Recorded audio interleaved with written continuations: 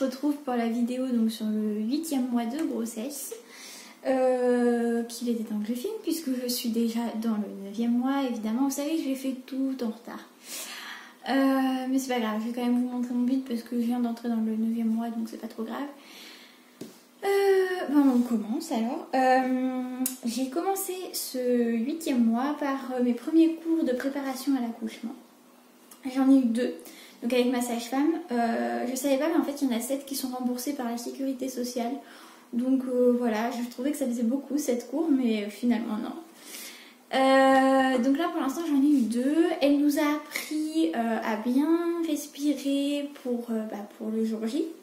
Ça m'a déjà été utile, donc voilà, j'y reviendrai, mais voilà. Elle nous a appris différentes positions, nous expliquant pourquoi c'était mieux pour bébé, en nous montrant le bébé dans l'utérus et tout. Et c'est vrai que c'était vachement intéressant, j'ai appris pas mal de trucs.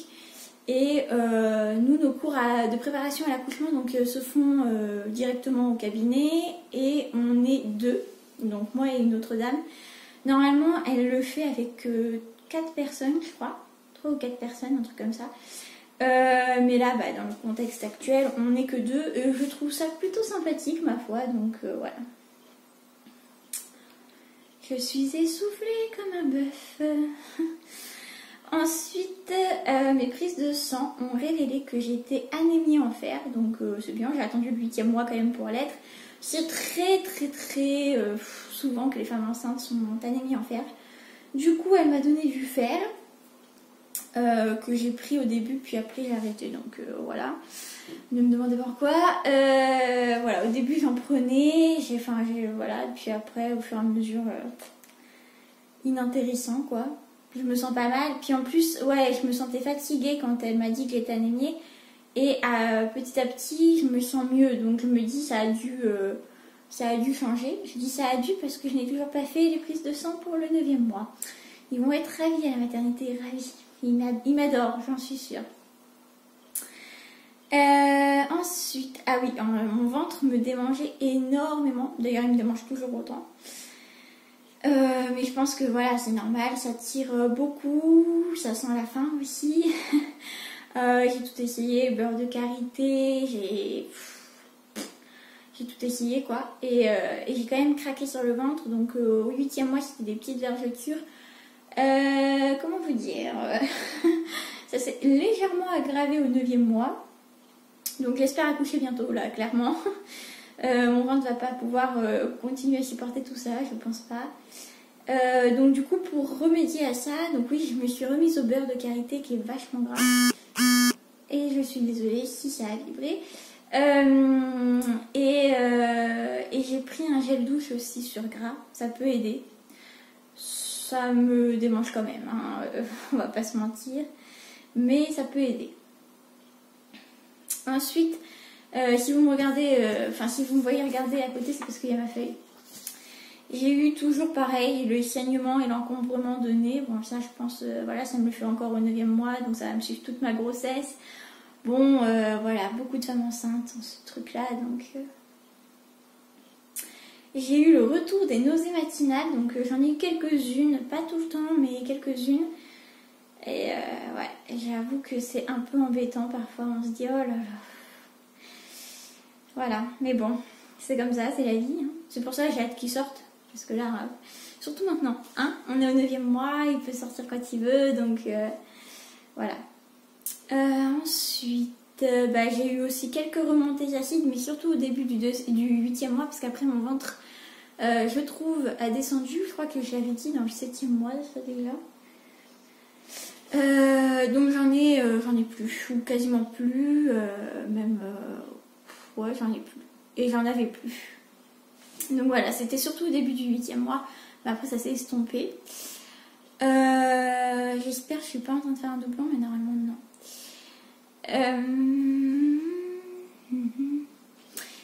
Oui, donc voilà, vu que mon ventre a descendu, je pense que c'est bébé qui a entamé sa descente. Et du coup, j'ai eu des envies d'uriner beaucoup plus fréquentes. J'en ai toujours, mais vraiment plus fréquentes, quoi. Ça m'aurait arrangé que ça me fasse ça dans le studio, parce qu'à la limite, dans le studio, les bah, c'est un studio quoi, les toilettes elles étaient à côté, et là je dois traverser ma baraque pour aller aux toilettes. Et j'avoue que quand il est 3h ou 5h du mat, la flemme. Alors, quand je me mets à manger, ou quand je me mettais à manger, puisque ça me le fait encore, bébé a tendance à s'étendre. Donc c'est vrai que ça me le fait moins, parce que je pense qu'il a vraiment bien entamé sa descente. Mais au 8e mois, quand je me mettais à manger, effectivement, j'avais mal dans la côte droite. Parce que bébé devait s'étendre et donc mettre ses pieds au niveau de ma côte. Et ça me faisait assez mal. Mais bon, après, voilà. Ça fait comme une barre de fer, en fait. Comme si vous aviez une barre de fer derrière votre côte et ça fait très mal, mais bon. Enfin, très mal. Non, ça fait mal. J'ai eu des ballonnements et des gaz, comme pour ma fausse couche, donc en août. Exactement pareil. Alors là, je me suis retrouvée un peu dans la même position. Bon, ça peut arriver, j'imagine. Et j'ai eu la diarrhée. Donc ça, a priori, c'est signe de travail. Et on va en reparler. On va en reparler. Mais j'ai eu pas mal de diarrhée. Ben, on en parle juste derrière, ça tombe bien. Et donc, durant ce 8e mois, j'ai eu 2 fausses alertes, c'est-à-dire des contractions assez rapprochées. J'ai pas noté, ça devait être toutes les 5 minutes, un truc comme ça. Qui étaient assez douloureuses, au point que même la 2e alerte, je me souviens que j'ai totalement paniqué. En fait, j'arrivais pas à me calmer. Je me suis mise à pleurer, j'arrivais pas à contrôler ma respiration. Et c'est vrai que je me suis dit, purée, t'as commencé les cours de préparation à l'accouchement, t'as appris à respirer, et là tu fais n'importe quoi. Donc voilà. Mais j'ai eu beaucoup de mal à retrouver mon calme. Et du coup, ça m'a donné un petit avant-goût de ce qui m'attendait pour le jour J. Et j'avoue que effectivement, avec la douleur et tout, c'est compliqué de gérer. Vaut mieux s'entraîner avant. Vaut mieux. Bon, j'ai réussi à me reprendre quand même et à respirer et à calmer le jeu. Enfin voilà, j'ai pris... non, j'ai pas pris. C'est pas ce jour-là que j'ai pris des spasmes. C'était peut-être pour la première alerte, je sais plus. Mais oui, 2 fausses alertes et du coup, je reçois tous les matins un coup de fil de ma grand-mère parce qu'elle ne voudrait surtout pas louper le jour où j'accouche. Donc voilà, j'adore mon chat, il est derrière. C'est rare qu'il se foute sur le rebord de la fenêtre. Mais bon, c'est bien, ça change. D'habitude, elle est sur le canapé. Mais là, il fait chaud, on va peut-être mettre le ventilo tout à l'heure, comme ça lui fera du bien. Ensuite... Oui, donc la diarrhée, c'est signe de travail, soi-disant, puisque votre corps se dit, bon, je vais pas pouvoir tout gérer. Donc, effectivement, il n'est pas rare d'avoir la diarrhée, ou un épisode de diarrhée sur plusieurs jours, avant d'aller accoucher. Voilà. Mais je n'ai pas encore accouché, vous voyez. Je suis encore là. Ensuite, quand je m'allongeais sur le dos, toujours aujourd'hui, même si j'arrive à m'en sortir, j'avais des difficultés à respirer. Je respirais beaucoup moins bien. Et ça c'est normal. Hein, voilà. Tout le monde vous le dira, les femmes enceintes sur le dos, c'est pas top. Donc... en plus de mon ventre qui me démangeait, j'ai eu la sécheresse au niveau des mains comme d'hab, au niveau des jambes aussi. Oui, j'ai eu pas mal de sécheresse au niveau des jambes, mais c'est parti grâce peut-être au truc sur gras là que j'utilise, là le savon sur gras. Je pense que ça y joue quand même. Et les lèvres, et toujours d'ailleurs. Bon, déjà en temps normal elles sont sèches, mais là c'est ah mince, plus de batterie. Mais là, c'est encore... voilà. Ça s'est aggravé, disons. Donc, j'ai mon labello partout et j'en ai même prévu un dans le sac pour la salle de naissance. Mais de toute manière, après cette vidéo-là, il y aura la valise de maternité. Enfin, la vidéo sur la valise de mater. Donc, voilà, vous verrez tout ça. J'ai commencé à me sentir fatiguée, c'est vrai. Donc en fait ça dépendait, j'avais des épisodes où j'étais vraiment très fatiguée, je faisais rien à part dormir. Et des épisodes où j'étais à donf, personne ne pouvait m'arrêter et j'avoue que c'est à se demander comment j'ai pu ne pas accoucher. Par exemple, j'ai monté mon canapé toute seule, je sais pas si je l'avais dit dans le... Non, je l'ai peut-être dit dans le 7e mois, je sais plus. Donc j'ai monté le canapé toute seule, la chambre du bébé c'est pareil, je l'ai faite toute seule. Mon mari n'en peut plus de moi, parce qu'en plus je fais les coups en douce, parce que je sais que sinon il va gueuler. Donc je fais toujours quand il est pas là, parce que dès qu'il me voit debout sur une chaise, il hurle à la mort. Donc voilà, et le ménage aussi, mais ça on en reparlera, c'est plus dans le 9e mois. J'ai commencé, et c'est pareil ici, c'est un signe de travail, à avoir des coups de jus, donc au niveau du bas-ventre et surtout entre les jambes, donc au niveau des cuisses. Et quand j'ai été à la maternité, je leur ai demandé si c'était normal, qu'est-ce que c'était. Donc on en reparle, la maternité ça arrive après. Et la sage-femme que j'ai vue m'a dit oui c'est normal, vu que vous me dites avoir des contractions.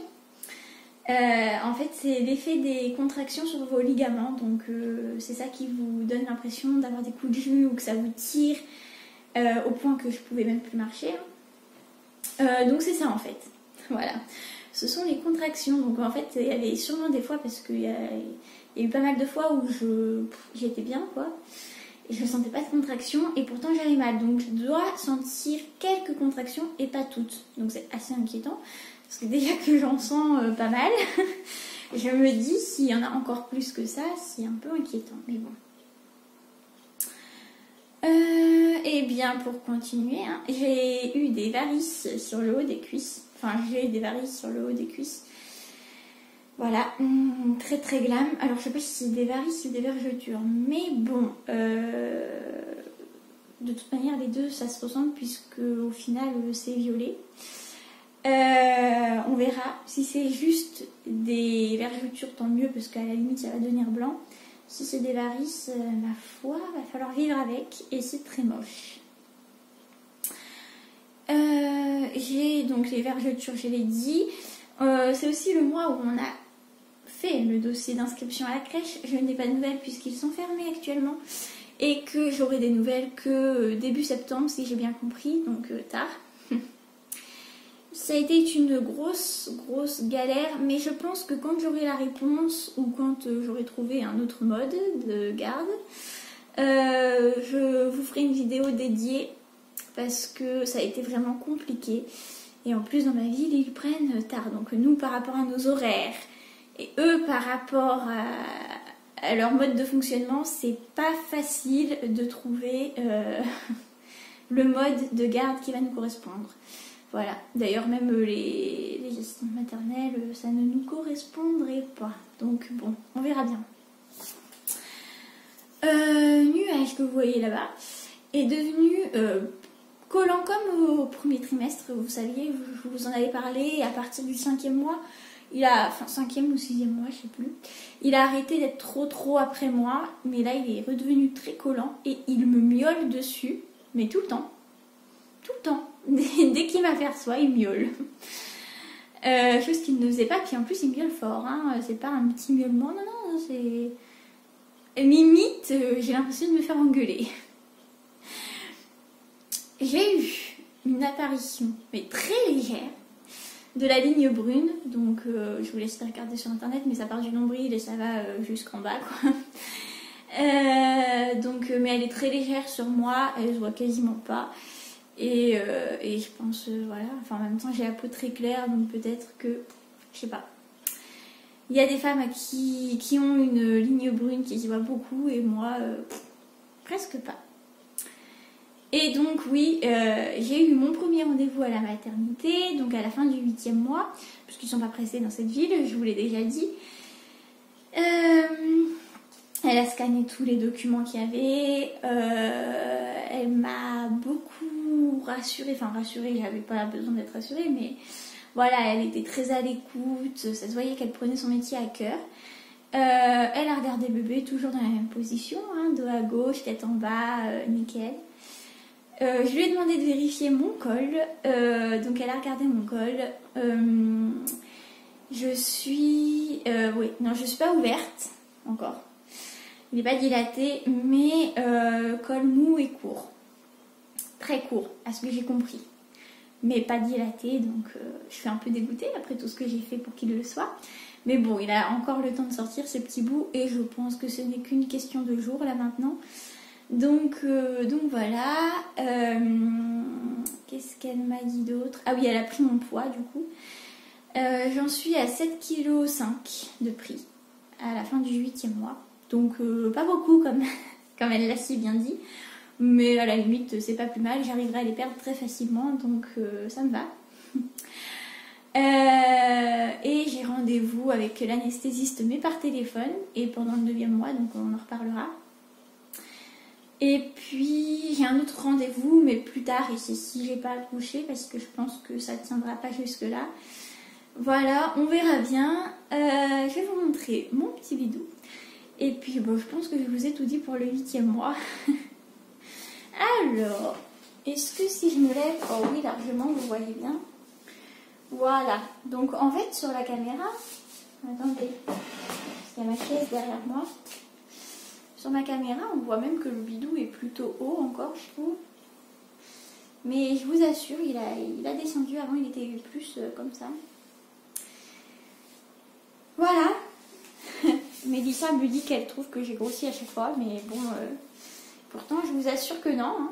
Et juste, je pense qu'il est plus en avant. Voilà, c'est tout. Oh, bah là, vous avez eu un super plan. C'est tout pour aujourd'hui, donc pour ce mois-ci. Et puis on va se retrouver pour la vidéo sur la valise mater. Il y a une vidéo aussi sur Action. Je pense qu'il va être posté avant, je suis pas sûre.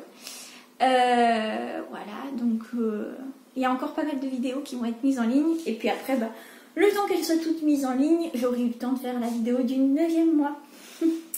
Déjà, vous vous rendez compte, c'est la fin de cette aventure. Et ben j'ai hâte, hein. J'ai eu hâte tout le long de ma grossesse, et ben là j'ai hâte que ça s'arrête, ça y est. Et puis voilà, est-ce qu'on vous montrera notre fils? Je crois que j'avais déjà répondu à cette question, mais j'y réponds encore une fois.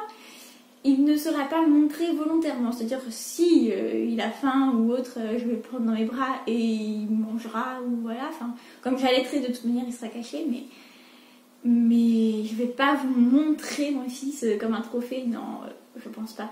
Il sera un peu comme nuage, vous le voyez parce qu'il est là, mais s'il n'était pas là, vous ne l'auriez pas vu. Voilà, bon, et bien je vais m'occuper de mon linge.